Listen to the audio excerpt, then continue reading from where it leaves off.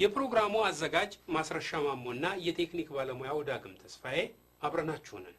ለዚህ ዝግጅት መሳካት ገሊላ መኮንን ላደረገችው ሙያዊ እገዛና ትብብር ምስጋናችንን እናቀርባለን። በሱባኤ አልባ ጉባኤው የፋና የውይይት መድረክ ላይ ሶስተኛውን ጽሑፍ ያቀረቡት አቶ ልደቱ አያሌው ነበሩ።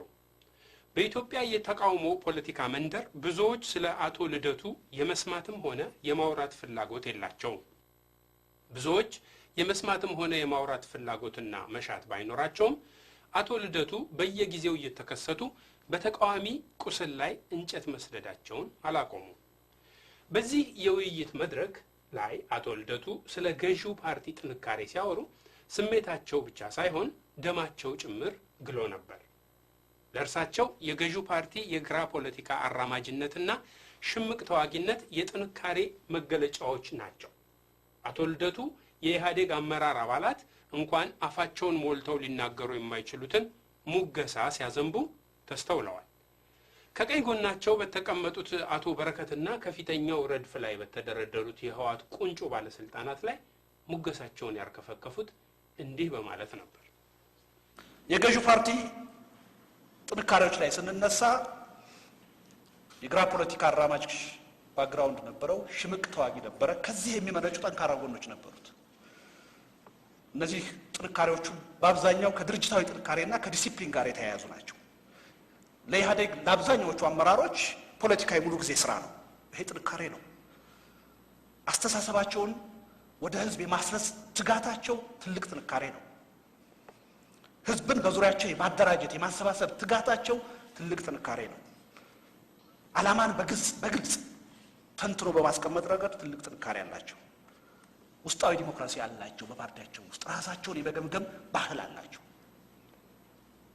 ጓዳዊ ስሜት በውስጣቸው የመፍጠር ጥንካሬ አላቸው። የተቃዋሚዎቻቸውን ተቀናቃኞቻቸውን የኃይል አሰላለፍ በደንብ አድርገው ብልቱን አውጥተው የመለየትና የመተንተን አቅም አላቸው።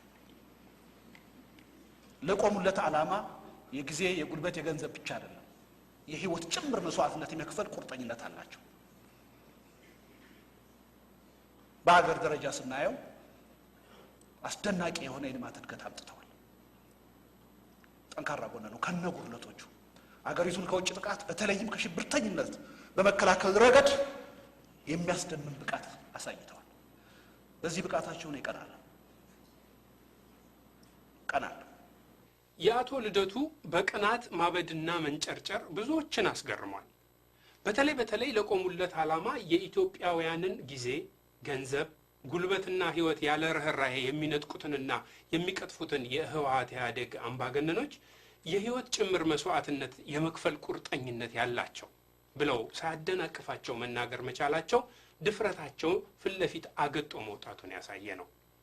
ይሄን በድፍረት የተሞላ ንግግራቸውን ሳደምጥ ለራሴ አንድ ጥያቄ አቀረብኩ። በዚህ ደረጃ ራስን ለሎሌነት የማዘጋጀት ስነ ልቡና የሚፈጠረውና የሚመጣው ከየት ነው?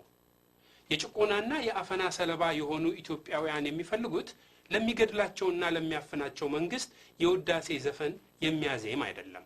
ኢትዮጵያ ከመቼውም ጊዜ በላቀ እንደ አልሻባብ ካለ አሸባሪ ቡድን ጋር እንድትፋጠጥ ድንበር ተሻግሮ የቅጥረኝነት ተግባር ሲፈጽም በነበረ ቡድን የሚቀና ተቃዋሚ እውነተኛ ስልጣን የማግኘት እድል ቢያጋጥመው ምን ያደርጋል ብለን እንድንጠይቅ ያስገድደናል።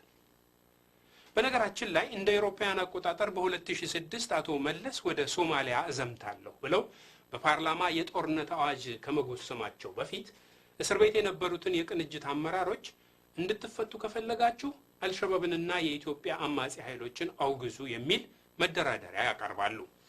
አመራሮቹ አልሸባብ በግልጽ በኢትዮጵያ ላይ ጂሃድ ካወጀና ልናወግዘው እንችላለን፣ ኢትዮጵያውያን አማጺዎች ግን ደርበን አናወግዝም ሲሉ መልስ ይሰጣሉ። ጉዳዩን ወደ ፓርላማ ይዘው ሲመጡ በፓርላማው ውስጥ የነበሩትም ተቃዋሚዎች ተመሳሳይ በሆነ መንገድ ሐሳቡን ይቃወሙታል።